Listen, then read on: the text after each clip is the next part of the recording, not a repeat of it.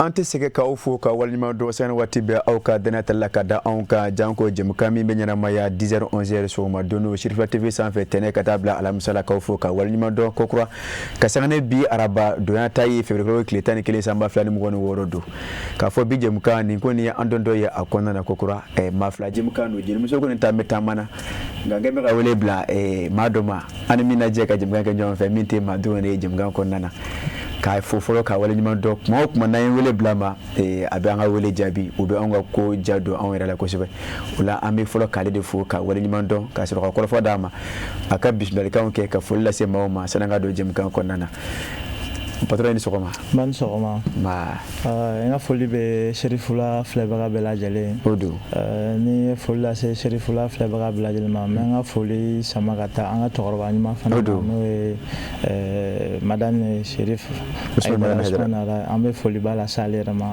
tubakoro kanu baga nyimando mali fana kanu baga nyimando mali de nyimando ni gra mali de nyima forcément be mali fana fait anga foli bala fana na boranga foli be autorité au Belajele, plus précisément un ministre de l'éducation en Balefo, un ministre de l'enseignement supérieur, un braquignon to académie Rivou, Fambla Belajele, un folie au Belajele. Monsieur Kabadjop, et Johnny, un ébi Kalarojumena. D'accord, comme il y a fait Netoro Kabadjop, né groupe scolaire universitaire Tubakoro Alassane Doucouré Niamabay, groupe scolaire Tubakoro Alassane Doucouré Anjabala Folo de hippodrome na, Flanambe Konyumani Jalakoroji, Savanambe Silakoro, né groupe scolaire universitaire ta Ibaye Kalambolo Fara Bela Djeleman fait, Kadamne depuis Demseni Kalana, Kana Fo sans fait Kalana, nous va forma fondamental, Kabola Kana enseignement secondaire là, enseignement technique au lieu en fait,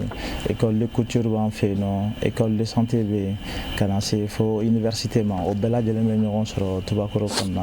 Et au la PDG Mifuki Walimando, qu'a fait biwele de la emamena kumaminkan au DIE, qu'a fait chronogramme des examens de fin d'année scolaire, regard des acteurs scolaires, au DIE qu'a fait sans là-bas Kimiru, au lieu de Konindara, Namanya qu'a fait au Kera, wele de la Ema et Kalanko Konyabai, et Borakanye faut tout matcher ça. On est anajeka masala ni dati nununka janko la bonga ngasika sabati tukomina Kimiru kasika ke e jabili mo kasabati foka se samba flani mo woro jamana nyama ya ataka ke kalan togola sanyi ka farase ko ni dongo fanaka na ala sona ma anda fana bese o majem kan kono wala amita e nege karfajuru fanve ni donga manivi dubla gafsel la doublier wala anga de ba jekulu onata no ngar ke olufe ka soro kanyon soro ko kula jimga konana ne desarade ka kenya ani lafiya sabati bela jeli farkolo la akadi ko jugu Nimebia geren barobe nyaga wa bela jeli nyeda be wala wala nu ye lemin kabantron bela jeli men nisodia niko John Starire mais aura kumara chansa ne de Starire ne kadi wa meduminu timia de lezara ye ne kadi demisanu ye wa mɔgɔkɔrɔbaw kɛrɛbɛtɛ k'aw to ne minina a b'aw kolo sigi k'aw mɔdiya o de y'a to ne kadi demisanu ye kosɛbɛ aw yɛrɛ fɛ jumɛn ne ka di ani jumɛn ne bɛ n'an cɛɲa ne de don tomate concentré zara ne kelen pe dɔrɔn awɔ nka an bɛɛ de sari n'aw ko dumuni sanuman caman a ye tobiliko la sanbalaɲɔgɔn sugandi n'o ye Zara ka dumunifɛnw ye a bɛ sɔrɔ Mali feereyɔrɔ bɛɛ. Zara ye Nouveau Soleil SARL ka produit dilannenw ye. Ni ye fuguru bolo de badala ko kura ka fo ka wala nyima don ne ye on don gagné e manevin domini turmi ne dibi ke do mala fli wala albi ko kura ka temene jemu kan ye ka sangane abulda chogo ye ne watina ani sirma koni amenyon soro ko waso mai a nyonya don woni waso kon defani mai sirma koni ale no blamin ke kanyishi uma ne ne anga don laga ula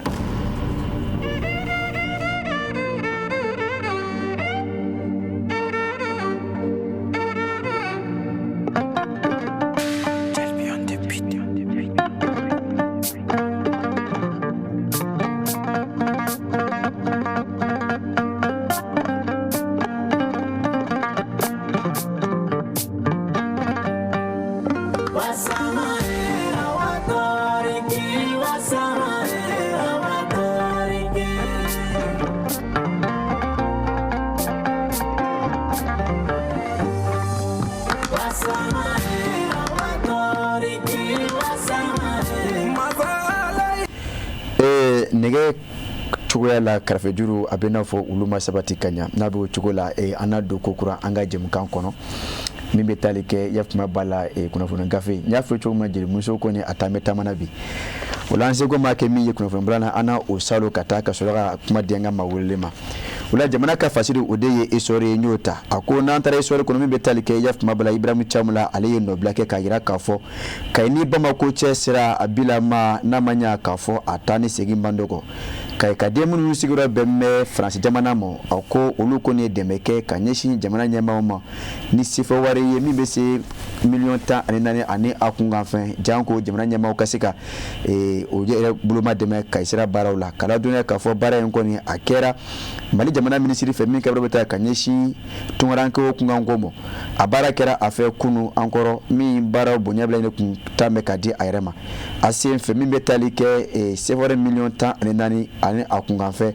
o de taara Kayi ka denw fɛ minnu sigilen bɛ Faransi jamana kɔnɔ ka taa ka di dɛmɛ ye jamana ɲɛmaaw ma janko Kayi ni Bamako cɛ sera a baaraw a dilanni la o ka kɛ olu ka bolomafara ye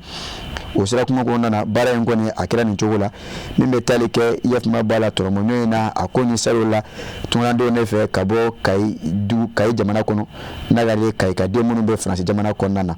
o siratigɛ la a yira k'a fɔ hakilila don min bɛ ye fasoden ɲumanya hukumu kɔnɔna na madama Burama Sumano o min yɛrɛ kun ye o ka ciyaden ye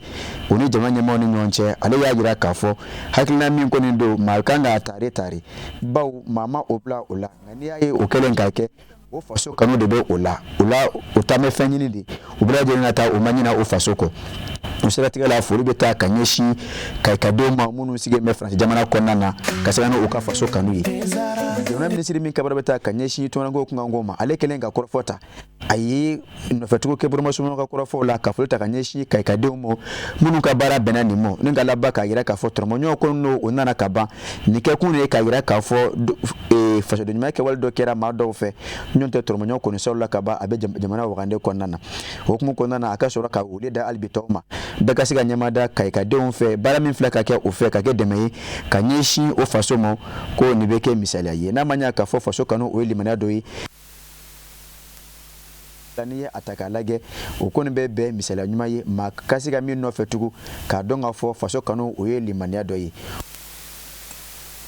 sɛbɛ kɔrɔ tari ka sanga ni kɛwale min filɛ ka kɛ nin ye k'a yira k'a fɔ nɔba na ye a la minisiri ka fɔ la wari min dira o ko tɛ nka hakilina min don maa kan ka hakilina kɔkɔrɔ don baw fasoden ɲumanya kɛwale don Ibrahim Thiam ale de ye a fasiri an sera ka min salo ka bɔ histoire kɔnɔ ka sanga ni o ka bi bɔli ye n'an bɔra histoire la i n'a fɔ ladala an bɛ taa indépendant kɔnɔ n'an taara indépendant kɔnɔ an b'an kunda Bajangara marabolo kan k'a yira k'a fɔ nin waati laban in na gɛlɛya kɔni n'a mɛn ko kɔrɔ min bɛ tali kɛ donso ani diinɛ faamucojugu maaw ni ɲɔgɔn cɛ ni o ye jinimu maaw ye o hukumu kɔnɔna na ka bɛn ni février tile 9 ye o wulada yanfanw min bɛ tali kɛ Dana Amasagu cɛdenw na minnu bɛ Bajangara marabolo kɔnɔ ka se ka lakana sabati o hukumu kɔnɔna na o ni diinɛ faamucojugu maaw ninnu karila ɲɔgɔn na dugula min bɛ koba la ka do kɔfɔ fo ka se Timo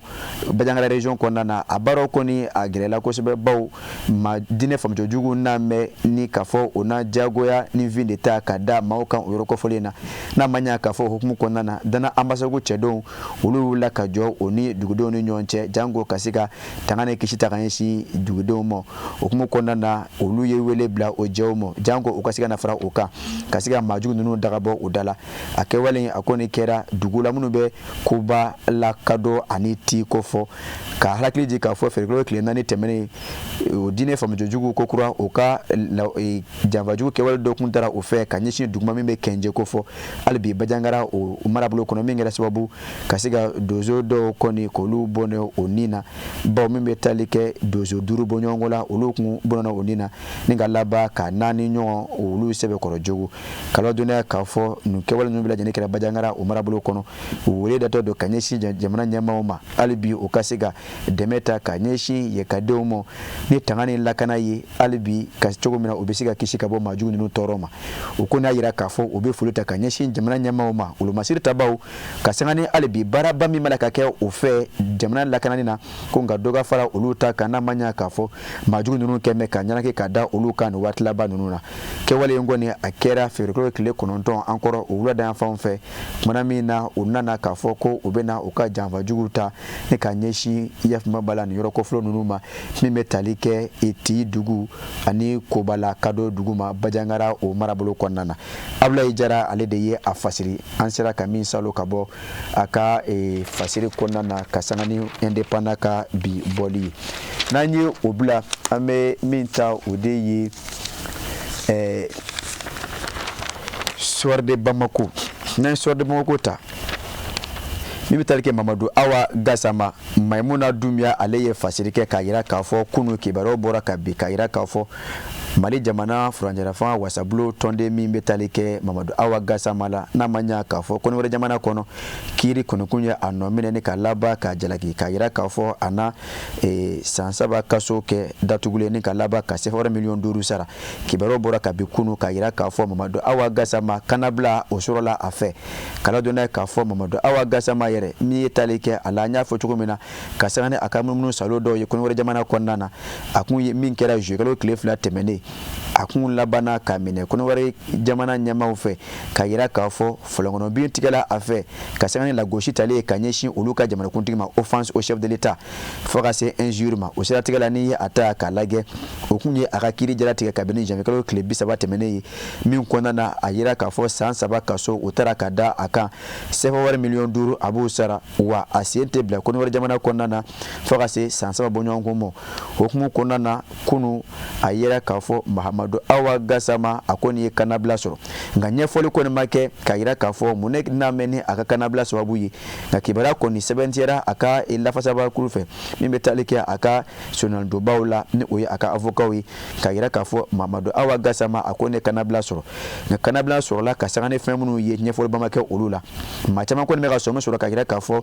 o ko min ma ko grâce présidentielle ni o bɛ tali kɛ jamanakuntigi ka yafa la ko a bɛ se ka kɛ o ye ko baw kiiri kuntigɛ bɛ ka ban bɔda kelen min kun bɛ se ka ye nin ko in na o de bɛ se ka kɛ jamanakuntigi ka yafa talen ka ɲɛsin a ma madama baarakɛɲɔgɔn min bɛ ye kɔnɔwɛrɛ jamana ani Mali ni ɲɔgɔn cɛ ko a bɛ se ka kɛ o ye ko nka bin'a ka biya ɲɛfɔli kɔni ma kɛ a kan ka yira k'a fɔ mun ne kɛ mɛ Mamadu Awa Gassama a bilali sababu ye nka kibaruya duman kɔni ye min ye k'a yira k'a fɔ Mamadu Awa Gassama a ye kanabila sɔrɔ a bɔra kaso la kɔnɔwɛrɛ jamana kɔnɔ a n'a kun da faso Mali kan o de ye kibaruya duman ye Maimuna Dumbuya ale de ye a fasiri Soir de Bamako kɔnɔ an sera ka min salo ka bɔ a ka fasiri kɔnɔna na n'an y'o bila an bɛ Nouvelle Horizon ta n'a ye Nouvelle Horizon ta an bɛ taa Kucala Miɲankala Pari k'a yira k'a fɔ ye n'a ma ɲa k'a fɔ dɔgɔfurancɛ tɛmɛnen a ma dɔgɔ maa la k'a fɔ min bɛ tali kɛ den dɔw kɔni na ko olu suyɛnna Kucala kaw fɛ a yira k'a fɔ 2 ni 2 don minnu ye cɛw ye minnu si bɛ taa jɔ kalo 4 na kalo 4 dɔrɔn den ninnu kɔni suyɛnna Kucala kaw fɛ kabini jumadon feerekɛlaw tile 6 sanba 2026 ye sinzinna o yɛrɛ marakafo kɔnɔna na Kucala cercle kɔnɔ nka kibaruya ye min ye k'a yira k'a fɔ den minnu suyɛnna Kucala olu labana ka ye Bamako yan a kɛra ka bɛn ni feerekɛlaw tile 7 su ka dugu jɛ a tile 8 su la den 2 ninnu minnu suyɛnna Kucala ko o yera Bamako yan n'i ye a ta k'a lajɛ a baaraw kɔni a sɛbɛntiyara promotion de la famille de l'enfant de la famille olu bolo olu ka baara kɛ yɔrɔ de fɛ k'a yira k'a fɔ 2 minnu kun suyɛnna Kucala ka bɛn ni jumadon tɛmɛnen ye o yera Bamako ka bɛn ni feerekɛlaw tile 7 ka dugu jɛ a tile 8 su la n'i ye a ta k'a lajɛ ɲinini kunfɔlɔ kɔni y'a yira k'a fɔ 3e arrondissement min bɛ Bamako kɔnɔna na yan ka fara Kucala commissariat de police kan olu ka baarakɛɲɔgɔn de kɔnɔna na u sera ka tigɛ da muso 2 kan muso 2 minnu se ka kɛmɛ olu la k'a yira k'a fɔ olu de ye den danni ninnu suyɛn ka bɔ Kucala ka na ni o ye Bamako n'i ye a ta k'a lajɛ 2 ninnu yɛrɛ o bangena novembre tile 16 de san 2025 Kucala kɔnɔna na nka a yira k'a fɔ 2 kɔni yera wa u ka kɛnɛ o nin na Studio Tamani ale de y'a fasiri na an bɛ to hali bi Nouvelle Horizon kɔnɔna na Makelenbara o la an bɛ taa Motikaw fɛ yen nandra moti jamana ɲɛma ka sanga ni a ka madɛmɛ baaraw ye ni o bɛ tali kɛ a ka réseaux sociaux la ko ga 400 bɔɲɔgɔnko olu ko ni gɛrɛsɛgɛ donna jamanakuntigi ka magɛn dɛmɛ hukumu kɔnɔna na ni o ko ma ko kit alimentaire ka hakilila jigi k'a fɔ Bamakɔ kɔnɔna na jamanakuntigi général d'armée Asimi Goïta a ye dɛmɛ ta ka ɲɛsin ga 500 bɔɲɔgɔnko ma dɔgɔkun furancɛ tɛmɛnen ankɔrɔ ka sanga ni dɛmɛ talen ye ka ɲɛsin o ma o baara min ka nɔfɛtugu kɛ o de la min bɛ tali kɛ motikaw fɛ ga 400 bɔɲɔgɔnko kɔrɔ olu fana o gɛrɛsɛgɛ donna jamanakuntigi ka dɛmɛ na baara in yɛrɛ a bɛɛ lajɛlen kɛra ntɛnɛndon moti gouvernora o jabala kɔnɔna na min baaraw a seriyala a gibu damele fɛ n'o ye conseil spécial du président de la transition ye o hukumu kɔnɔna na ka fara a kan moti maire ba Isa Kansa o kun bɛ kɛnɛ kan ni a ta k'a lajɛ dɛmɛ min taara ka ɲɛsin maa ninnu ma a bɛ bolifɛn minnu kan o de ye malo ɲɔ sukaro tulu laɲini ye min ye o de ye ka se ka dɛmɛ ta ka ɲɛsin o ma madama sunkaloba min ni an b'a la kan sɛnsɛn ka kunda a kan a ka se ka kɛ dɛmɛba ye o ye cogo min na o bɛ se ka o dɛmɛ o yɛrɛ dɛmɛ ni a ye nɔngɔn kurunin da wa o bɛna kun kan madama sunkalo an bɛ ka kunsin o min ma o hukumu kɔnɔna na kɛwale in kɔni kɛra mɔtikaw fɛ ka bɛn ni ntɛnɛndon tɛmɛnen de ye min kɛra farifoni a nisɔndiya kɔnɔna na maa minnu gɛrɛsɛgɛ donna a la o ye foli ta ka ɲɛsin jamanakuntigi ma ka sanga ni nin baara in ye ka yira k'a fɔ a n'an bɛ a na kuma na jamana ka gɛlɛn nin waati in na wa a n'an kɔni b'a bɔ olu sen na hukumu kɔnɔna na o ye duwawu dɔ kɛ jamana ye basigi ani kolo sumani la jan ko maa jugu minnu bɛ anw dala nin waati in na ni o ye diinɛ faamucogo jugu ye olu daga bɛ se ka bɔ anw dala cogo min na bɛn ani kelenya ka sabati faso Mali kɔnɔna na o ye nouvelle horizon ye n'an ye nouvelle horizon bila an b'a kuncɛ ni min ye o de ye welewele les échos n'an ye les échos ta jamana ɲɛmaw ka sanga ni o ka baarabolodaliw ye o waati na o ye sigiba dɔ kɛ min madama Mali jamana minisiri min ka baro bɛ taa ka ɲɛsin diinɛ ni bato dɔlu ma bɛrɛ la Dr Mahamadu Umaru Kone a ye baara ninnu bonya bɛɛ lajɛlen kun ta mɛn k'a di ale de ma min sen fɛ sigi kɛra a fɛ CCB kɔnɔ wele dalen ye jɛrɛjɛkulu ye minnu ka baara bɛ taa ka ɲɛsin alisilamɛ diinɛ ani kerecɛn diinɛ ma madama jɛkulu minnu bɛ o yɛrɛ ye diinɛ hukumu kɔnɔna na ka fara olu bɛɛ lajɛlen kan min bɛ tali kɛ ministre la min kɛbara bɛ taa ka ɲɛsin bɛn ani kɛlɛɲɔgɔnya sabatili ma général de corps d'armée Ismaël Wage a fana tun bɛ kɛnɛ kan ka fara au conseil islamique du Mali olu ka nɔrɔ bila archevêque de Bamako ani délégué général de AGMPM olu bɛɛ ka maaw tun bɛ kɛnɛ kan o hukumu kɔnɔna na n'i ye a ta k'a lajɛ o ko ni kelen ka kɔrɔfɔ ta min bɛ tali kɛ diinɛ ministre la a ye a yira k'a fɔ an bɛ don min na i n'a fɔ bi Mali mako bɛ nin kɛnɛ ninnu ɲɔgɔnna na min bɛ se ka kɛ sababu ka se ka ɲɛfɔli kɛ ɲɔgɔn ye madama kɔrɔfɔ minnu bɛ fɔ ka kɛ kɔrɔfɔ jugu ye ka ɲɛsin ɲɔgɔn ma ko discours de haine cogo min na fɛɛrɛ bɛ se ka sɔrɔ o la a ko n'i ye a ta k'a lajɛ o hukumu kɔnɔna na olu ye kɔrɔfɔ minnu bɛ na ni funteni ye ka maaw su ka kɛ ɲɔgɔn kan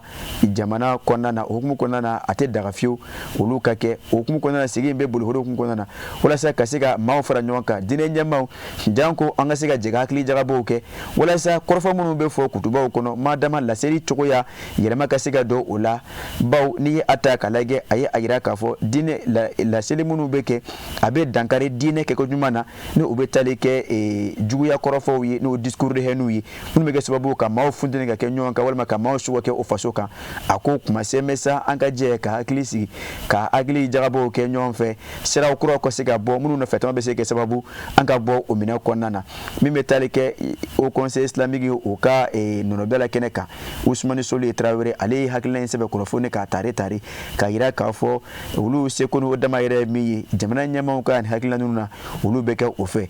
o ka olu ka fara o kan Abel Kasoge église catholique maaw ka nɔrɔ bila kɛnɛ kan ale fana y'a yira k'a fɔ nin kɔni ye hakilina ye min kɔni kan ka fɔ ne ka waleɲuman dɔn ne k'a tare baw n'i ye a ta k'a lajɛ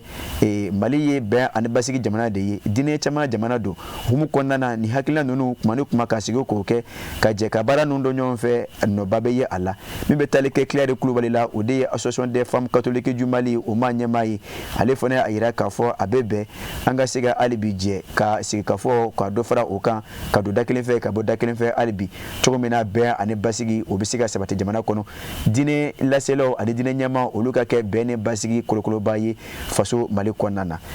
fasiri don an ye min salo ka bɔ welewele les échos kɔnɔna na ka sanga ni o ka fasiri ye n'a ma ɲa k'a fɔ ma kelen baro don an sera ka min sara ɲɔgɔn kan ka bɛn ni nin waati ye o de bɛ bɛn nin ma o la an bɛ taa fiɲɛ bɔ an senkɔrɔ ka sanga ni tezara maaw ka kun filanan ye ka sɔrɔ ka kuma di Monsieur Kaba Job ma.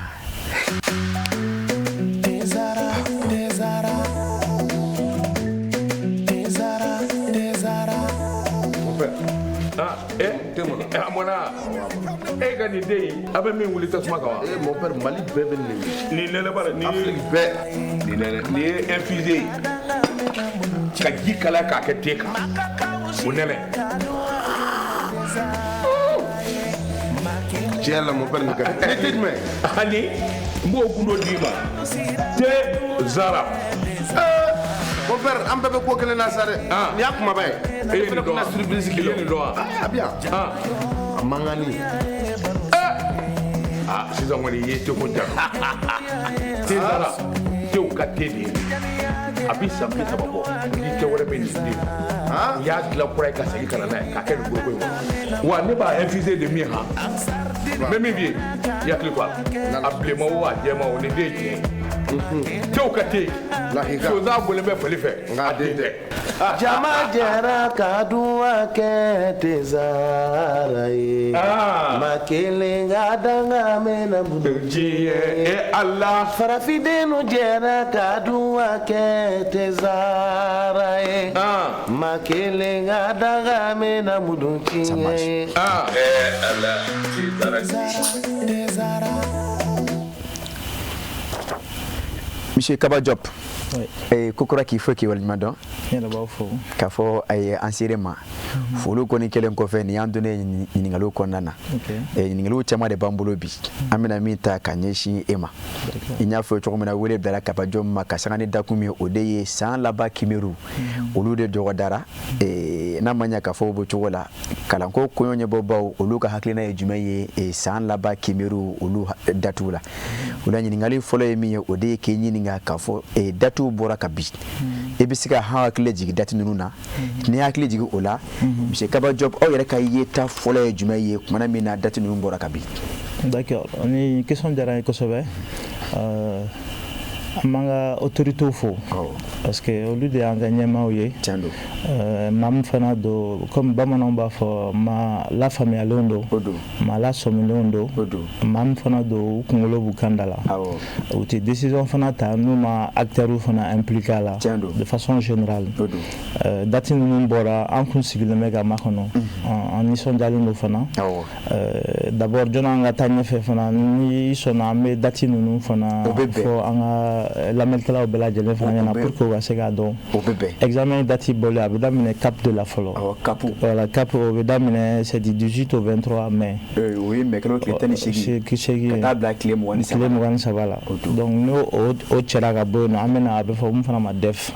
minnu bɛ 9e na n'olu ka classe d'examen ye olu b'a daminɛ juin kalo tile fɔlɔ ka taa kuncɛ juin kalo tile 3 san 2026 kɔnɔna la DEF minnu kan ka bɔ classe 9 na ka taa classe 10 kɔnɔna la olu ka épreuve ye n'olu fana ta bɔra a bɛ fɔ minnu ma ko BT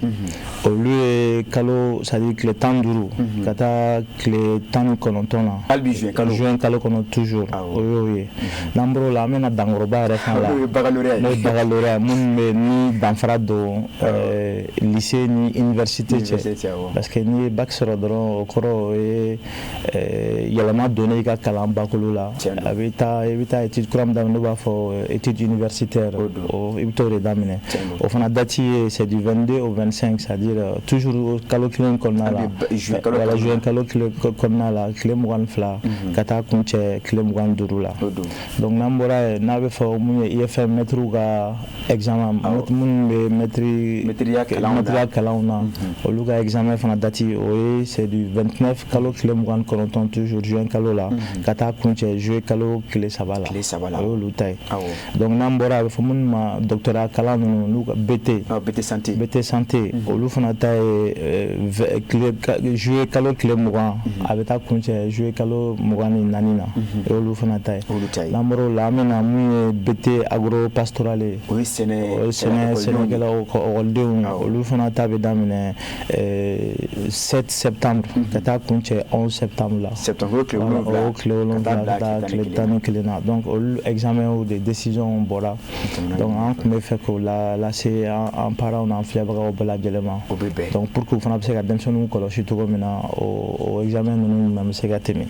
donc an bɛ fɛ k'an da o de fɔ mɔgɔw ɲɛna donc an ka don ɲininkali yɛrɛ kɔnɔna la sisan aw ka yita sisan e yɛrɛ bɔra ka date ninnu fɔ ka taa kelen kelen ka daminɛ kapu la fo ka taa bila BT agropastoral la aw ye kalanko ko ɲɛbɔbaw ye yɔrɔ datuw bɔlen ka bin hakilina jumɛn nana aw la bon déjà i b'a dɔn ɔkɔli kalan ye fɛn dɔ ye bamananw bɛ fɛn dɔ fɔ i ma fɛn fɔ i siri yɔrɔ kana taa fɔ i fɔni yɔrɔ ni ye éducateur fana ye programme ninnu déjà depuis an ka ɲɛmaaw ma datiw bɔ an yɛrɛ déjà on fait des simulations parce que an kunna bɛɛ b'a dɔn kalan ye étape dɔ de n'a bɛ fɔ premier trimestre deuxième trimestre donc du moment dɔ ni école taara dɔrɔn i kan ka labɛn dɔw de fana kɛ k'a bila en place pour que ni dati ninnu bɔra i kana c'est-à-dire a kana kɛ barila i la donc o ye mun ye ni emploi du temps bɔra emploi du temps programmation bɛ suivi kɛ administration mɔgɔw fɛ a bɛ suivi bɛ kɛ enseignants fana ka côté ta fanfɛla fɛ donc pour que programme bɛ se ka exécuter ka taa cogo min na n'i y'a mɛn examen fɔlɔ i b'a sɔrɔ comme n y'a fɔ examen ka ɲɛbila ye mun ye o ye composition de donc ni composition fana bɛ kɛ grand devoirs bɛ programmer donc olu grand devoirs min bɛ programmer o de bɛ composition fana préparer parce que composition ɲɔgɔn dan noti min bɛ kɛ classe kɔnɔnaw la ani mun bɛ kɛ composition olu de bɛ fara ɲɔgɔn kan fɔlɔ donc n'olu farala ɲɔgɔn kan donc an bɛ se k'a fɔ bi bi in na an filɛ yɔrɔ min na déjà an ka ɲɛmaaw kun ye académie kun ye dati bɔ mun ye composition ye olu fana dɔw yɛrɛ bɛ en cours la tout de suite an bɛ kuma la composition dɔw bɛ sen na bon depuis a daminɛ la fana an ma problème y'a la perturbation ma kɛ a la donc an b'a jigiya déjà minnu bɛ bac la olu ka examen olu ka composition kɛra ka ban fo dɔw ka notes commencera ka bɔ donc minnu fana bɛ yen n'o bɛ classe tan ninnu na olu fana ta dixième ninnu onzième fana onzième dɔw y'a kɛ parce que bɛɛ n'a ka comme u bɛ chronogramme dɔ de di ekɔlisow b'a respecter ka taa kɔnɔna la donc bɛɛ bɛ se k'i ka planification en fonction de ça ka bɛn o délai dilen ma donc olu bɛ sen na pour le moment problème foyi t'olu kɔnɔna la donc ni problème tɛ an b'a jigiya date min fana dira an ka autorités fɛ a dira a wagati la parce que n'i y'i sigi k'a to fo examen tɔ ye kalo kelen ka date bɔ o de bɛ kɛ degun ye mais ni date bɔra ka kalo caman kɛ parce que examen bolo fɔra baarada ka ca fo ka fɔ a ka ca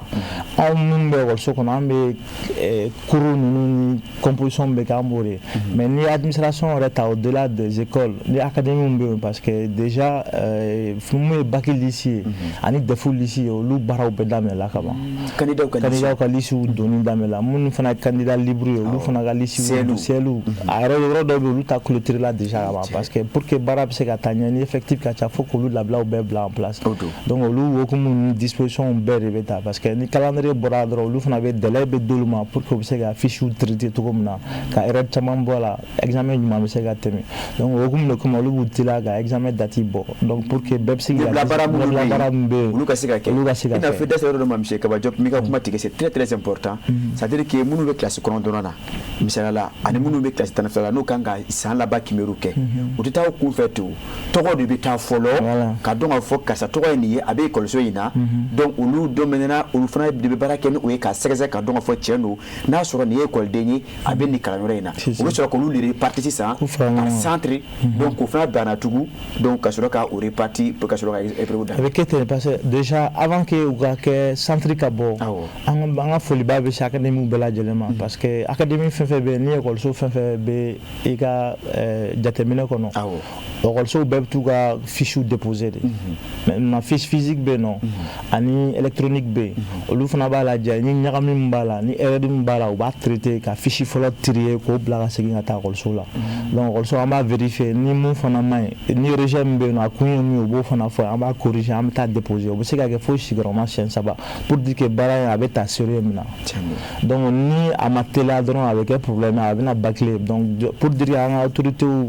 hakili bɛ ko in na donc olu étape de b'a bɛ bɔ siɲɛ 1 a bɛ bɔ siɲɛ 2 fo ka taa se siɲɛ 3 ka liste final bon donc lycée final là ba be faranyonga ka soro ga répartition ke centre au niveau là donc a baranye blada ka mise faut ka fa ga mise donc on la ka konga datu bota na famba de bala parce que ba tout ça dire que déjà munu kan na bara nunu ke ulu ka do foro ka bara keta kan ka don afo ko wati be kata ni lycée fana ta imana bo lycée ko kono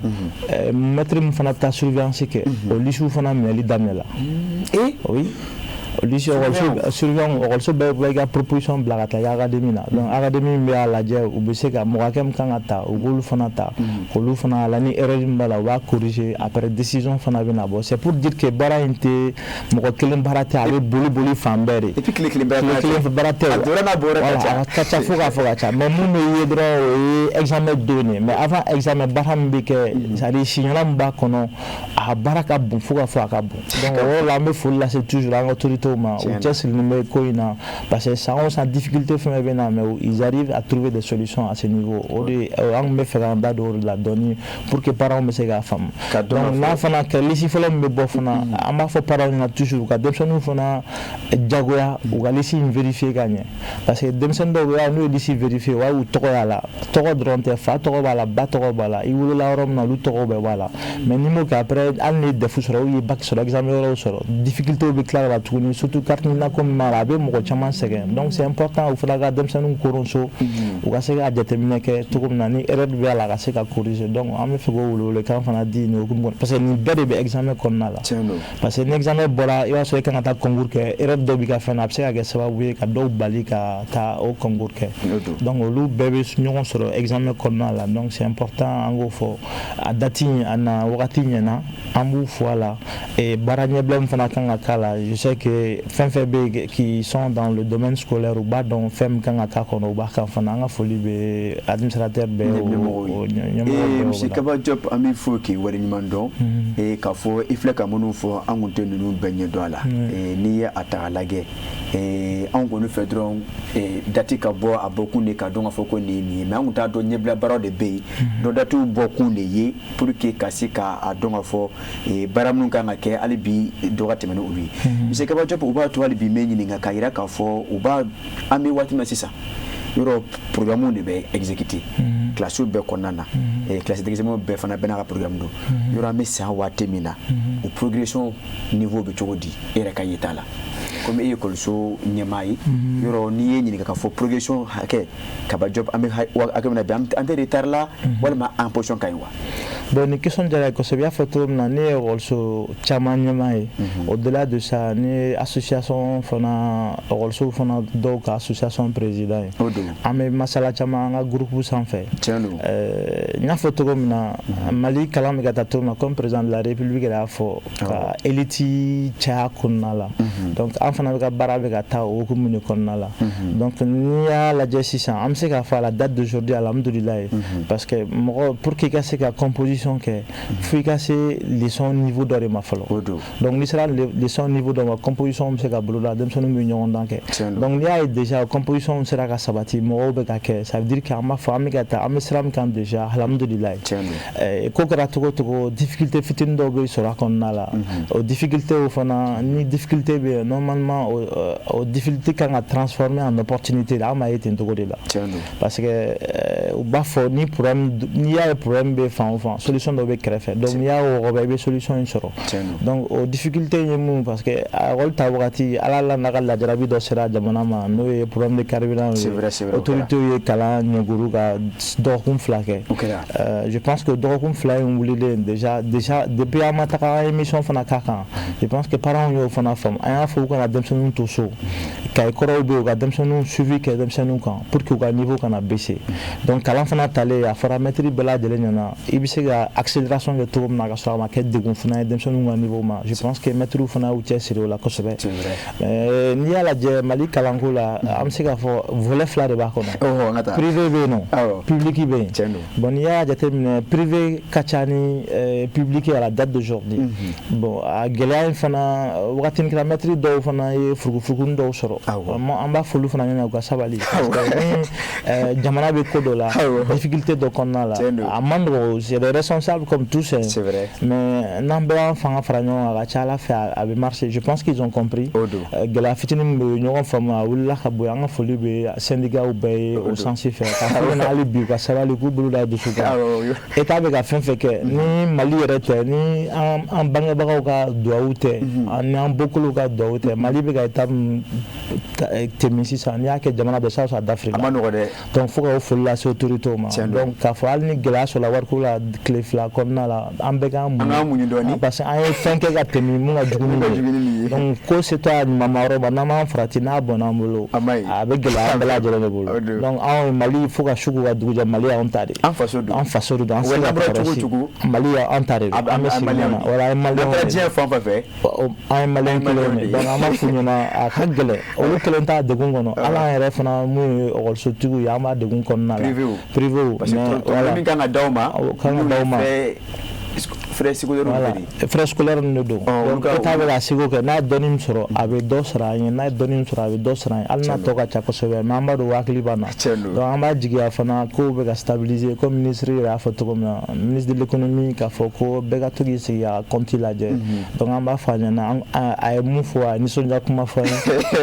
an sigilen bɛ k'a lajɛ n'Ala sɔnna an bɛ to k'a lajɛ ni dɔnni b'a kɔnɔ donc an b'a fɔ toujours k'a fɔ an hakili bɛ kuma in na kosɛbɛ kuma in diyara an ye an bɛ foli lase an ka département n'an ka ministre yɛrɛ dɔ ma o yɔrɔ la donc o tun ye parenthèse k'a fɔ école-maîtres ɲɛna ani promoteurs ɲɛna an bɛɛ k'an ŋaniya kɛ kelen hali bi an ka Mali lajɛ an ka Mali bila au-dessus de tout et n'Ala sɔnna fana a bɛ ɲɛ o yɔrɔ la. Monsieur Kaba Diop i ko yɔrɔ in o diyara kosɛbɛ o la hali bi nka an tɛ tɛmɛ yɔrɔ kosɛbɛ ten u b'a yira k'a fɔ ni Kaba Diop yɛrɛ ɲininka i y'a fɔ san daminɛ na effectivement carburant ko crise kɛra écoliso ɲɔngirila dɔɔni ni dɔgɔkun kelen dɔgɔkun fila ɲɔgɔnna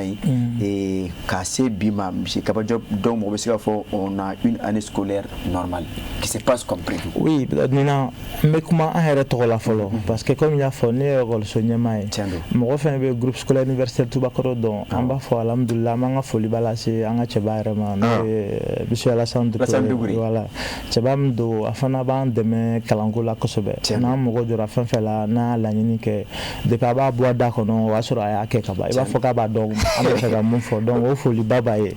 ne Tubakɔrɔ école bɛ fan o fan bi n'i y'an ka programme lajɛ parce que à notre niveau à chaque département i b'a sɔrɔ direction na il y a deux au moins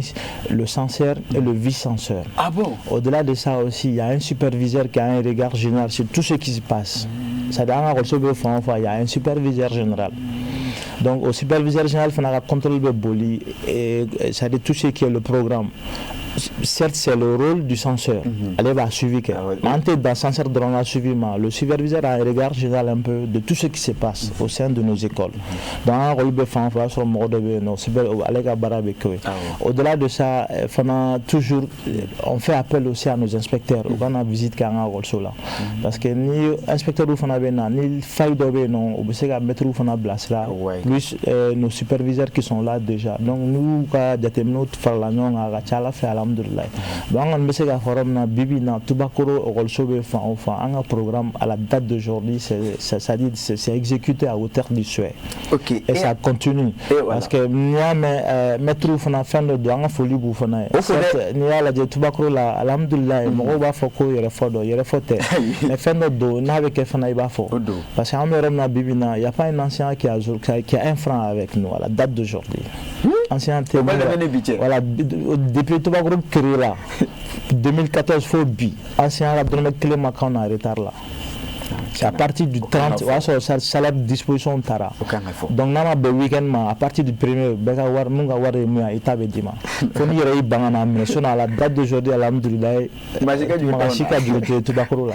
donc pour dire que tellement nous tenons à l'éducation de nos enfants parce que en bas faut nous on tanga client l'école on le fait par l'amour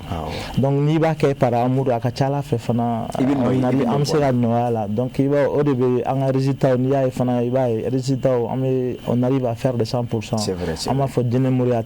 Il faut avoir des principes à ce niveau. Ni principe bilavé boulika principe donc au finish résultat c'est ça un peu. Donc pour dire que ni ambra tubagro comme qu'on a la fin nya fait to comme de façon générale en association fanabe non am masala ko sobe lu fi fanabe bibina c'est un glabe mo da ka mais maîtrise les anciens arrivent à comprendre toujours parce que be ta kalanke perturbation te gaye public au niveau là on a alhamdulillah am enseignant faut aller warte am bolo ka duma parce que am ga kuma de façon générale mais état war sera fana nyoro mo amba duma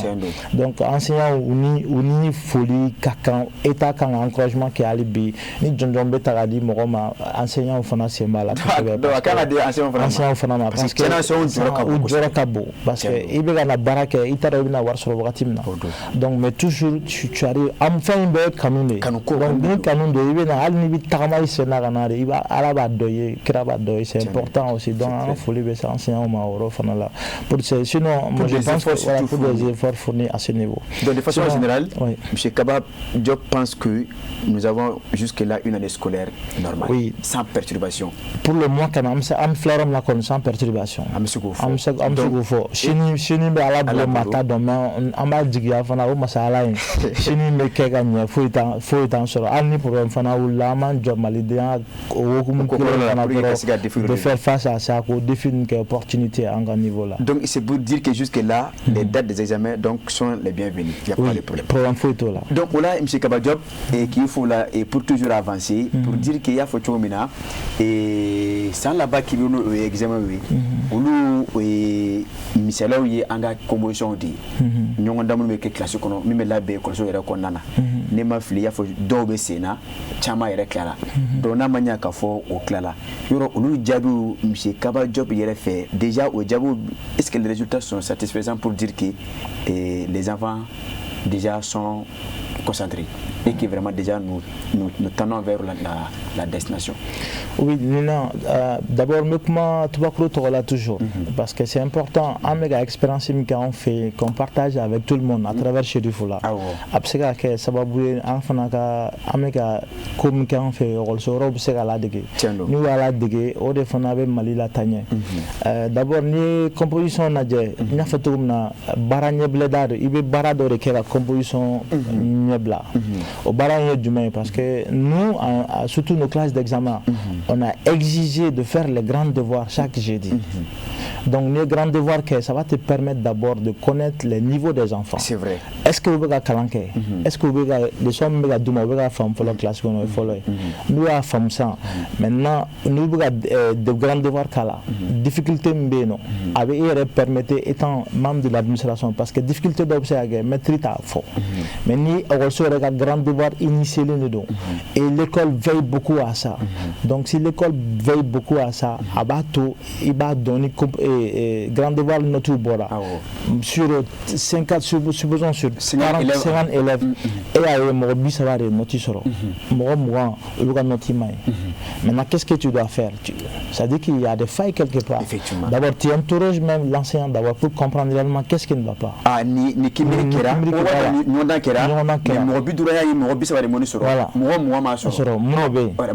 Donc allez faire degumba fait na fana degum fi ou na fa censura moyen lu ba remonter en écart. Donc on essaie de trouver des solutions à ça. Et ben dem sonu fana dom am fait no fo dem seni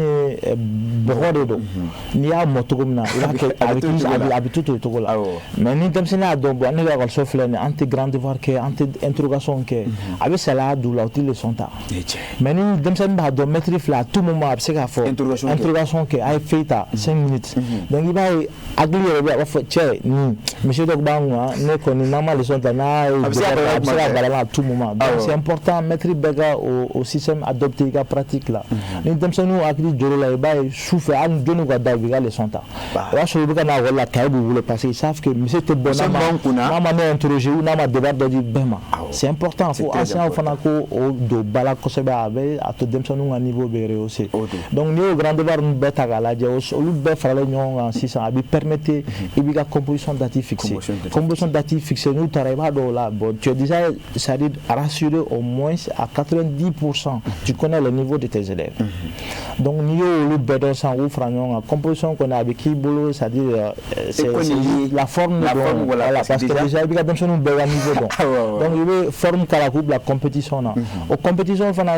il va dans fait to bakro la en te kulenga la kosobe ñu muy ñogonda parce que amega kalanke fadiyan de fana do parce que ogolu be na be quartier kelena nete fe amen la ko mo na to bakro ka non nete kamen kula la ko ogol soga pourcentage na to bakro ka o il va faire mourir ga ne so donc ni était fait mais qu'est-ce que tu dois faire donc et quand a fengé mo eta fait mo to gaminge voilà donc ka fengé ki ka mo blassa ka école do bla condition na ka mettre bla condition na kana ni initiative yo kuma be pour que résultat ñu ko résultat ñu mo sur jago du moment de mettre tout chômage les enfants sont motivés parce qu'ils savent que ni composition bana les 3 premiers sont récompensés entre dans Golden Draw récompensément karom me dit mes parents buta soro ala konnala oui Golden ga foga draw motere mais que mo ko fo mere alle o fe na bo kala ay mene ene demison do be yo ne de no ko pour que be ba kala ma ana une excellence je pense que chez le fleur a partenaire ba ala kala tama parce que déjà quand on revient c'est pour cette année c'est plus de 15 millions parce que n'a fait tout na cheba na tauta imorala na tram Dubaï ni atra fanfan Chine que ça soit partout avec les demson ka motivation est là donc les cadeaux sont déjà là emballés attendent les enfants parce que l'évaluation mega kunche donc l'évaluation kunchera ça récompense ou là c'est toujours ka ça dit ka kila dola ne fana fo boni composition avec fana c'est très important donc amour de fleur au mo a ka gelen don mais récompense te ga femba fana tagadi attestation fana parce que quand a connait attestation ko me dama attestation me dit de reconnaissance voilà au saray if ali ya foto mene ko mati gali livri ka livri sangadi ko dem to beda livri mine o fana yi encourager o fana bi ka encourager abisika to fana kili ala o ari kala ngadi mo mi o botu o bolu kili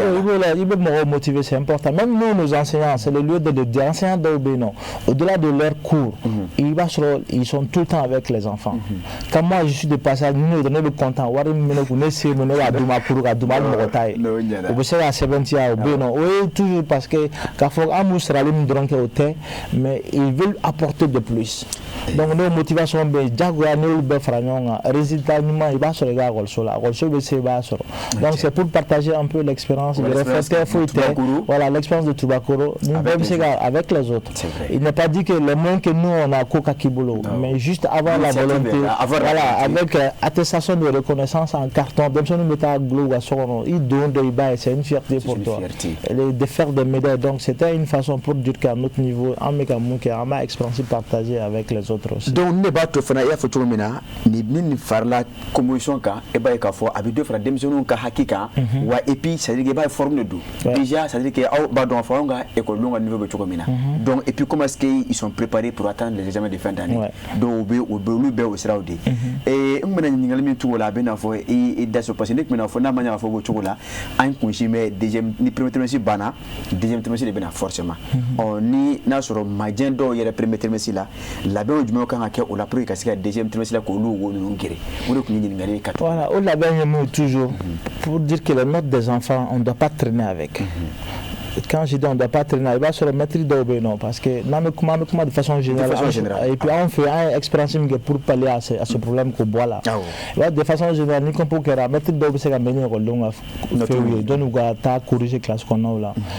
En fait non, examen, c'est la composition qui est une semaine là. À partir de la semaine, c'est la semaine suivante, automatiquement c'est la correction qui commence.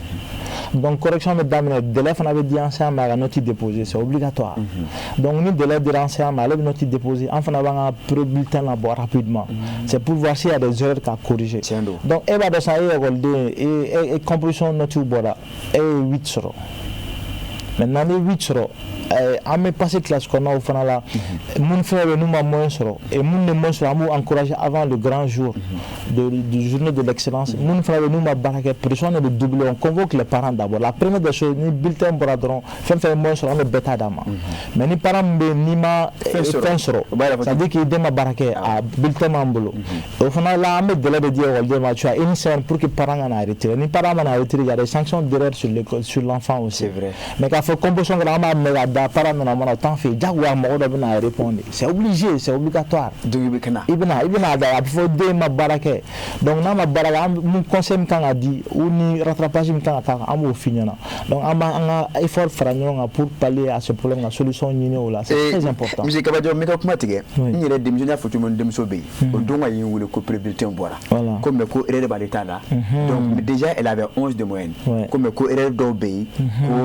au koko katana et ko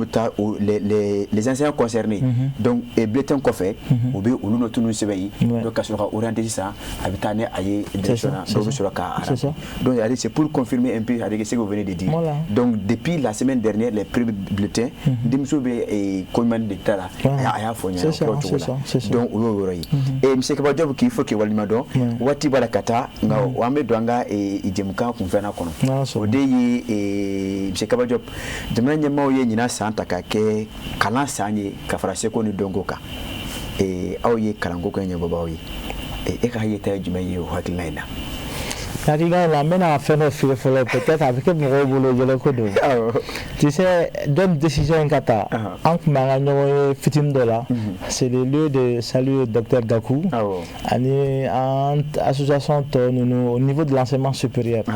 En Makumala, encore normalement cette année, ni salon que l'année de la culture. C'est obligé cette année que ce soit l'année de l'éducation. Est-ce qu'il y a un on avait même dit qu'on va voir le ministre même de l'enseignement supérieur et le ministre de l'éducation. Et au Kouman Banantara, après 2 jours seulement, on a entendu dans les coulisses qu'ils vont décréter l'année, c'est-à-dire 2026, comme l'année de la culture et de l'éducation. J'ai dit, bon, alhamdoulilah, c'est ça que nous voulons. Donc, automatiquement, j'ai dit, bon, en autorité, on dirait au Bémoro Kakoumala, parce que déjà, 20 ans qu'on a donc déjà avant qu'on a décrété Kakaï. Donc vraiment c'est le lieu de dire encore tirer chapeau à notre président de la République, son excellence Assimi Goïta, Nakakib Bela Djele, Kafolibala, c'est surtout un ministre que ce soit le ministre de l'Éducation, le ministre de l'Enseignement supérieur et de la Recherche scientifique, pour dire que nous les promoteurs des écoles, c'est-à-dire on va vraiment les accompagner dans ce sens-là. À Djarani, parce que l'année de la culture c'est important à faut la ministre de la culture vraiment parce que Tubakoro toujours au niveau de Tubakoro mais état et mon bois d'accord ambe kewale de quelqu'un état soutenu parce qu'on a dit journée de l'année de la culture qu'est-ce que nous Tubakoro on peut apporter comme changement parce que ni à la tennis scolaire de exiger le Tubakoro là mais dem sen chama tout ka tabia don ou tout ka tabia don mona ika don fini ni e sore corroborer ou e maraka ika bega fini ni fini don abra de que maraka de c'est vrai ni ne bamana ni fini de abordon là donc au cadre automatiquement moi j'ai convoqué une réunion chez moi à l'école. Bon, j'ai dit, bon, comme combien de temps, on va réfléchir, qu'est-ce que nous pouvons faire. Donc, enfin, chez nous, chaque jeudi à Tubakoro, c'est des habits traditionnels. Ah oui. Salon. Un peu, salon. Donc, demande avec la continuer, on va continuer toujours dans les mêmes pratiques. Chaque jeudi, voilà, chaque jeudi, c'est des habits traditionnels. Et cheminier, et vous au fin de droit. Et vous fin de. Nous fin de donner maniébiga tennis scolaire de moi te fin fille. Mais quand il ça dit il a cher mais il va valoriser. Né non c'est ça né et dans nos films de mettre à faut né film de mais. Et faut non né de voler dans film mettant. Ça dit que chaque jour tu as ça dit chaque jeudi tu apprends à travers ces habits là. C'est vrai. Donc c'est une façon calante que bedi moment. Mais au deuxième fois venir fitunu de nous ou corbano idée ça. Nous au fond ça dit au valeur inculquer là. Nous fini fait ils arrivent à déterminer facilement la fois ni donc on me faut le balancer au sens il faut en faire. Maintenant nous l'éducation fait déjà Tubakoro nous cultivons l'excellence et on va toujours continuer à cultiver l'excellence aussi. Déjà comme ministre il faut qu'action de concentrer encore pour que le niveau niveau que ce soit des élèves, des étudiants, c'est-à-dire après qu'à réussir que devait faire niveau bien déjà faut le reconnaître mais après qu'à chama faire quand on a ali binan tara fa compétition on a donc tu vas Mali de là donc c'est important l'éducation déjà comme ils ont compris parce que les deux vont ensemble qui parlent de l'éducation forcément la culture est dedans parce que l'éducation la culture bafouée le niveau éducation ça dit que Malika Maramala donc si les deux vont ensemble maintenant moi je pense que c'est alhamdoulilah on va toujours écouter j'en suis sûr qu'ils vont nous convoquer très bientôt et ils vont aussi avoir des actions à leur niveau ça dit revenir ça dit barado boloda kala pour que enfana parce que ou dem to comme na osraka donc en connaît en prendo en test le no ku mahono pour que sari anem biseka seba sur la comme salonta sur le to comme na mais on monsieur Kabyo Beninga alors et quel peut être l'impact vraiment de cette décision en termes de l'éducation on va il faut j'aurais bien biseka yenina kalanko ya ko bali barola bon la parce que l'année soit décrétée voilà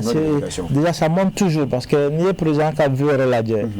il a décidé qu'à c'est-à-dire école d'excellence Tchaman créé Mali la tournée encore au Beno Kumu il a déjà alors il a toujours suivi Mboubou parce que nous Mali fana Kalantagala et à un certain moment c'était vraiment délaissé ni pour un fleur pour un fleur comme ça la fourni béo de tu vas me tout son demba public là parce qu'il y avait beaucoup de problèmes tout ce qui avait le moins au tout demba privé là et là même les monde d'administration publique là là sur deux privé là ça dit que Thomas Diado Kunodo mais je pense que nous avons décrété ça nous la réflexion de faire assez de suivi d'impliquer encore davantage de mettre beaucoup de moyens à la disposition des inspecteurs parce que ni inspecteurs ou font moins de chaque fois nous avons ni inspecteur ancien arabe inspecteur quand on a fait bidron donc les gens font tout pour les éviter donc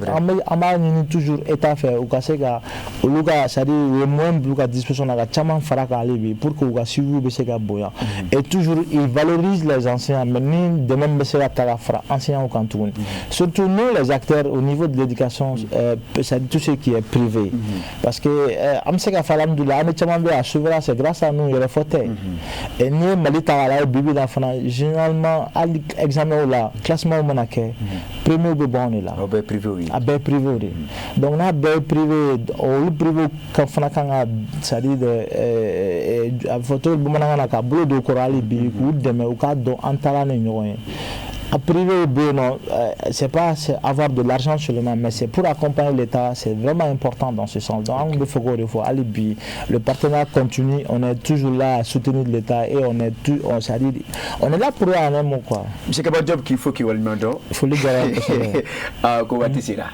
basita la microphone photo nuna OK et monsieur Kabadjob ka bidjem kambla nurena et photo kuma ba hakile pas toi dafa ça c'est vrai aussi OK d'accord njara ko sobe menga folie là c'est surtout l'administration tiana muso bela jelema nyame tubakoro kabakelente parce que au lieu de faire sona kujo na ne betan sur le émission que c'est grâce à eux parce que cheba ko muso ba ko so kanuma munu fanala unabe da unabe wuli ni olufo menga folie là c'est Michel Santoukure refanama nous amba falema ba manke fanfe kalanko ko na lefna ko apprendre na mo be fanfe là il est prêt à nous aider dans ce sens amba folie là sambema amba folie là c'est toujours un ministère bela jelema académie bela jelé association rôle promoteur ou bela jelé ani enseignant ou ça fanfe dabe rôle so ko la nga folie bu bela jelé amba do ke albi Mali ala kaseba dama ala kana jugu sana alna ala ban jugu cha akana usana aw mfana bulu ga barala ala ka aw bulu me ka barala ka sababu nyuma da ambela jelema ka garga nyuma da ambela jelema et que l'éducation continue c'est vraiment à persévérer dans ce sens. Merci monsieur Kabadjob et je rappelle que monsieur Kabadjob il est le PDG du groupe scolaire et universitaire au Toubakoro Alassane Dougouré et Ama Foka Walimado donc vraiment je vous remercie chaque fois que nanyo wele ka disponibilité ibina i bɛ ka baara bɛɛ bila ka na n ka wele jaabi o fana bɛ ka baara kanu de yira ani kalanko min b'i bolo i y'a ta ba la k'i fo k'i waleɲuman dɔn o la k'a fɔ nin waati in na an sera ka min fara ɲɔgɔn kan bɛn nin ye o de ye nin ye ka bɛɛ lajɛlen fɔ Mali kɔnɔ ani Mali kɔ kan k'a fɔ waati sɛbɛkɔrɔ gun mɛ o gɛrɛsɛgɛ kɛra min ye ka sɛgɛn bɛ jɛmukan ye nin ye o de ye k'o fo k'o waleɲuman dɔn ni Ala ma basi kɛ sɛ i bɛ kɛ jɛmukan in kan 23h30 ka taa bila 0h30 la sini 10h 11h ne ni an bɛ ɲɔgɔn sɔrɔ walasa ka se ka jɛmukan kura dangana ɲa o la an b'a fɔ la ka sini fara an si kan.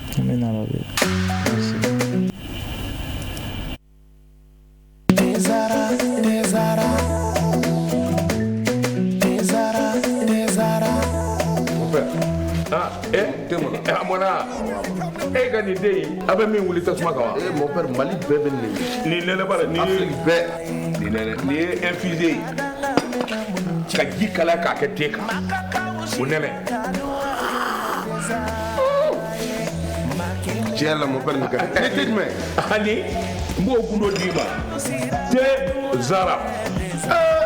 Mon père, an bɛɛ bɛ ko kelen na sa dɛ. Nin y'a kumaba ye. E ye nin dɔn wa? Surprise I ye nin dɔn wa? A bi yan. A mangani. Sisan kɔni i ye teko ja te zara tew ka te de ye a bi san 30 bɔ ni tɛ wɛrɛ bɛ nin den n y'a dilan kura ye ka segin ka na n'a ye k'a kɛ nin goroko in kɔnɔ wa ne b'a infusé de min han n bɛ min f'i ye i hakili to a la a bilenma o a jɛma o nin den ye tiɲɛ ye tew ka te sonsan bɔlen bɛ fali fɛ nka den tɛ. Jama jɛra ka duwa kɛ te Zara ye ma kelen ka danga mɛna diɲɛ Ala farafidenu jɛra ka duwa kɛ te Zara ye ma kelen ka danga mɛna mudun tiɲɛ ye Ala te Zara